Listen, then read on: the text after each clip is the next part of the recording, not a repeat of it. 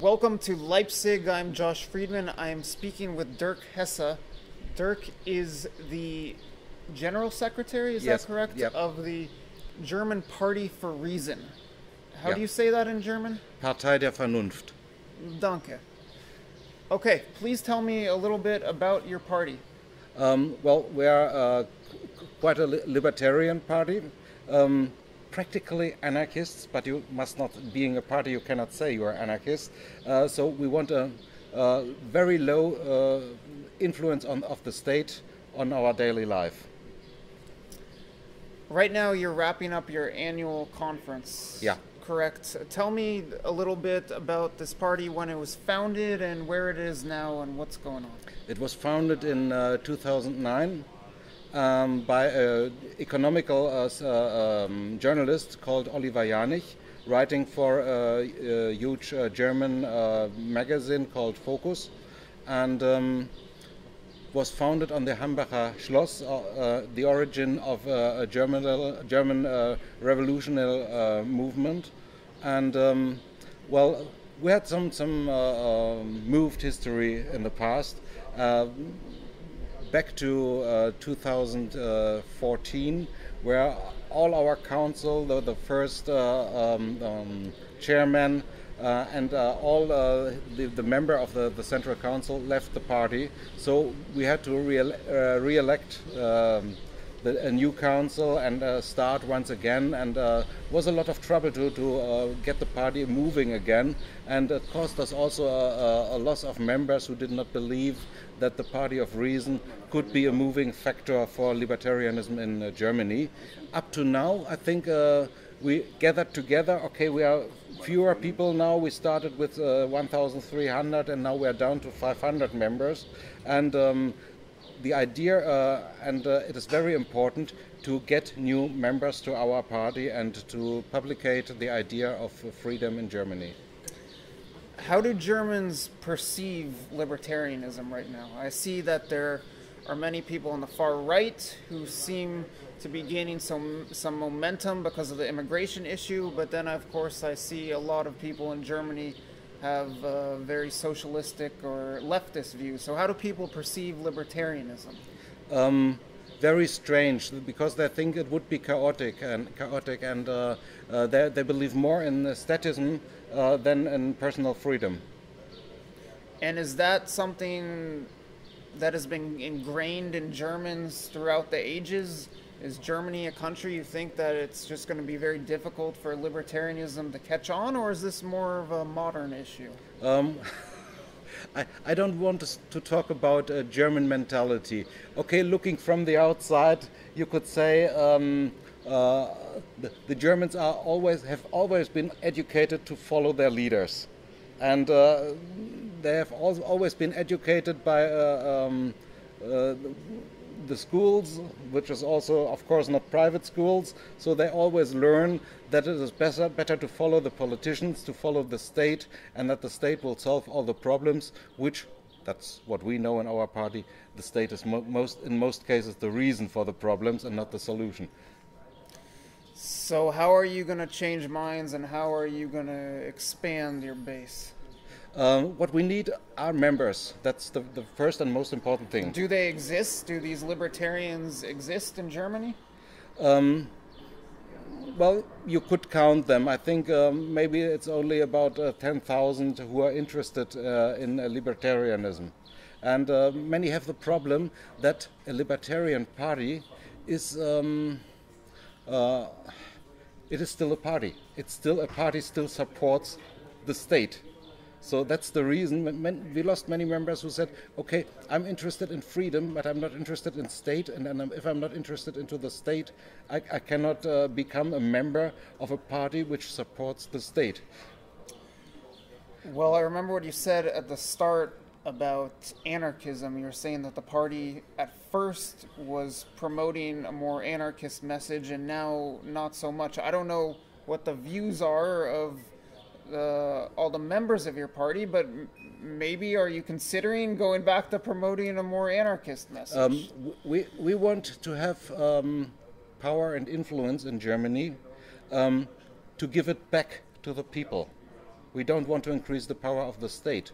We want to increase, as a party, the power of the individual and the freedom to decide what to do with his lifetime. And if I say lifetime, it's an equivalent to money, because I work for the money. And if we say taxation is theft, then it means if I pay taxes, I work for somebody else. I work for the state. And that's not what we want. So well, that sounds like more of an anarchist message. Yes, yes, but there are still some jobs which we think there must be an agreement. For example, of police, of security. We have in the very recent past had cases that we have a privately organized police.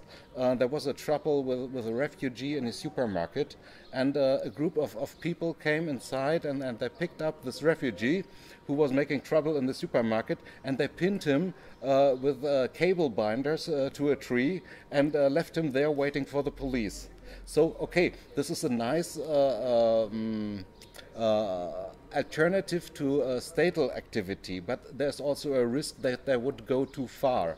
So we think a police would be very helpful, and it would be helpful to have a force in the state how to say it, that we have a security that law is fulfilled. As opposed to vigilantes. Yes. I live in Bulgaria right now, and actually this has become quite common there, that there are people who go to the border and with their own bare hands grab the refugees and tie them up and try to send them back to Turkey. Oh, never heard about it. I heard about this incident in the supermarket. I don't know the details. I heard a rumor that it actually was not a refugee. I don't know. That's just what I heard. Yeah, that's a problem. You cannot trust the press. You need to read a lot of press. You have to watch private videos. You have to talk to testimonies, because actually I think the press, the news, they produce everything in a kind of way that supports the etatism. And so any information is slightly modified. My impression here is that the press is under a lot of pressure to toe the government line. That's just the impression I get. It seems so. I don't know the reason, if there's really a control of the press, or if they are afraid to lose further readers, because all the magazines lost a lot of readers, and they are facing a lot of loss of income, actually, because they produce less and less every month. I'd like to discuss refugees. It's the big ticket issue. Where does the Party for Reason stand on German immigration policy and policy with regard to the refugees? Yes, we discussed this theme a lot today, and we discussed our general policy, and we discussed the details which are to do right now. And there was also a little trouble, because things you can do now is only by watching the laws we have, actually, although we desire to change the laws. Personally, I was wondering last year what to do about refugees, what would be a libertarian position to treat refugees. And I think the treatment of refugees is almost a private matter. If there come some Syrians to my home, I can invite them into my home, in my personal home, and I can look, is there space where they can sleep? Do I find some neighbors who have some clothes? Is there somebody who could offer some food? So can we organize the help for a small couple of refugees in a private way? So this would also be a system of integration, because we would be very close to them. And I started to organize something like this in my home. I live on the countryside in a small town of 25,000 inhabitants. And at the same time, there was also our government, our local government, which organized something similar. So they asked for people to help the refugees to read the letters that they get from the ministry. They asked for people to help them to find their way through Germany, just to tell them how to use a bus, for example, in Germany, how important it is to be on time when you have an official appointment, where to find a school where you can learn German, all these little things. And I think we can do this. And we would, at a certain point, come to a limit where we cannot help anymore. So we have actually some 100 places in our town, but then there would be no more people with a spare time or the money to help these refugees. And at this point it would be nice to say, dear German government, we would like to stop. We cannot take more refugees. And then I was told by the ministry that there's no law which admits that. So that means if the government of North Rhine-Westphalia, where I live, says you have to take 30 refugees more, we must do that. And so we are not self-determined in our little city. And I think that is a first start. And if we say in our city, that's how do you call it, subsidiarism? Subsidies? When the government gives money to... No, the decisions are made at the base of the state by the people. Yes. So if my city says we have enough refugees, then we inform our government, and they build up a sum of all the refugees coming to Germany or waiting at the borders, and then we say, okay, stop. This is the top. We cannot help further refugees, so please stop them at the border. Okay, so you're arguing for local control, but you do want some border controls. So what are you suggesting, that there be open borders, and then when Germany gets to the point of, I don't know, 2 million, 3 million, 4 million, then you actually put up border controls? That's a matter of help, because you cannot have a social state and open borders.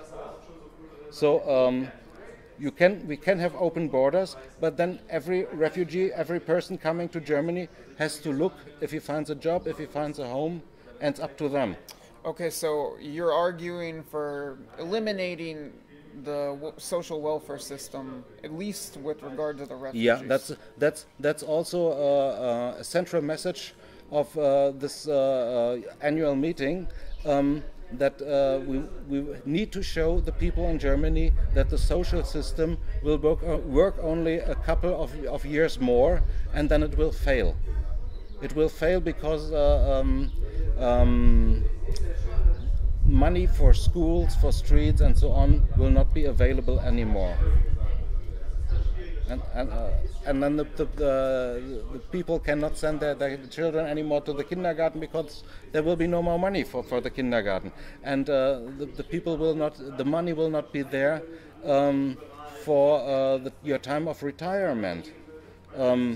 So everyone who finishes working at 65, 66 years, he will become poor because he has.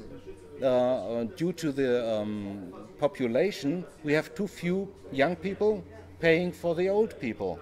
And even the refugees will not change this, because it takes lots of years to qualify them to work profitable in the German state, because we don't need normal workers, we need specialists in Germany because of our industry. Do you think the German public is receptive to this message, or are there too many people that have become big believers in the welfare state? There are big believers, and I think we should somehow destroy their trust in the state and make them wonder, does it really work what I am expecting, and what could be the way out? And do you have a plan to do that? How to do that? Do we have... Not deep enough right now. So we only know the problem fields, and we can offer some solutions. Of course, we do not have to define the solutions because we are not defining solutions for the state. So the solution needs to be found by everybody by himself. Okay, let's go to a little bit of a lighter note. You're wrapping up your annual conference, and I hear that you have a special libertarian cocktail. Yeah. Is that going to be served now? And tell me, what is that cocktail? This cocktail was developed last year for our annual meeting, and it's called Mises Zeug after Ludwig von Mises, and it has a certain meaning also in German. And since the color of our party is blue, it is a blue cocktail containing blue curacao, gin, and vermouth, and some lemon juice. What is the meaning in German? Mies is somehow bad, and stuff is punk, or stuff. But Germans like to drink. Maybe this will catch on. Maybe this is the way the party expands. You go into the cocktail business, and lo and behold, people across Germany are drinking the Mises cocktail. Yeah, in fact, I was trying to talk to some fillers if they could fill it into some liquor bottles, but I think still, and that's the problem with libertarianism as well. The amount of consumers is still too low. But the libertarians are capitalists, so they can bottle it and market it and sell it and come up with the money to fund the party. No? Could be a good way, yes, indeed. Okay. Are you trying to get into local government, into the parliament? What's the big picture moving forward? So we need to find members of our parties, and we can find them only at the base. A point is that our philosophy is mostly oriented on the nation politics, so government in Berlin, and EU politics, and Eurosystem money politics, central bank. But we need to focus more and more on local politics, because there we can find members. And if we talk about, coming back to the theme of refugees, if we could find people who say, okay, here in our city there are enough people now, we don't want any more, so they could make a basic democratic decision and try to stop it. And so could be one way. Another way could be, for example, in German restaurants and bars it is forbidden to smoke. We could go and say, we want that in the bars of our cities, the owner of the bar must have the right to allow, if in his bar is allowing admittance to smoke or not to smoke. So that's also a way of freedom. And talking about these communal things, we can find new interested people and new members. And there we have also a community. And I think that even we are individuals, it is nice to meet other individuals and have somehow a family where you can discuss things without being attacked by leftists with your ideas. I mean, not that I'm looking for a safe space, but sometimes you need to have also a libertarian family and people you love to spend time with.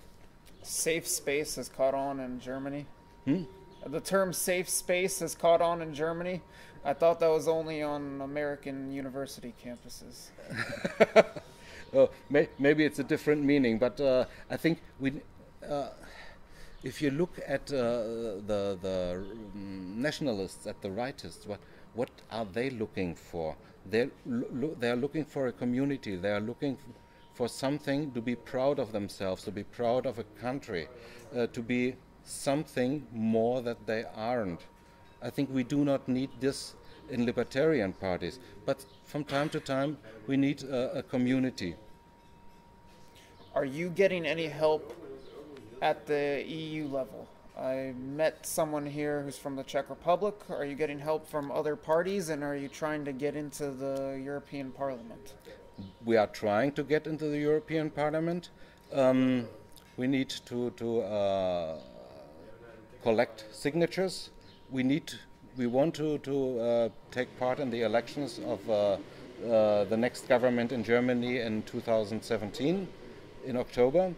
And we are cooperating with other libertarian worldwide parties at the International Alliance of Libertarian Parties, which was founded last year, and we have been in Great Britain to sign a contract and to cooperate. Now today was Josef Novotny from Czechia here, and he also showed us a video about European politics, about the ECB, and my idea was also, in order to save money, one could produce these films for YouTube, but leave out the logos or put the logos later, so we can produce films, for example, and we can use them in France, in Italy, in German, always with a different text and a different party logo, because we all want the same thing in some areas.